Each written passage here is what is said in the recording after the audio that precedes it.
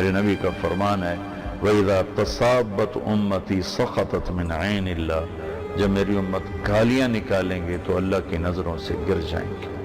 تو میں آپ کی محنت کرتا ہوں، صرف رمضان کی بات نہیں کر رہا ہوں، ساری زندگی کے لیے اللہ کے واسطے گالی دینا چھوڑ دیں۔ انسانیت کے ماتھے پر کالا سیاہ داغ ہے کسی کو بیٹی کی، بہن کی، ماں کی گالی دینا۔ تو بیچاری گھروں میں بیٹھی ہوئی ہیں، قصور کسی کا ہے، آپ اس سے کچھ بات کرنا چاہتے ہیں کر لیں، اونچا ہونا چاہتے ہیں بولنا چاہتے ہیں بول لیں، لیکن اللہ کے واسطے کسی کی ماں کو نہ اچھالیں، کسی کی بہن کو، بیٹی کو ایسا نہ بولیں کہ کل قیامت کے دن آپ کے گلے میں پھندا پڑ چکا ہو۔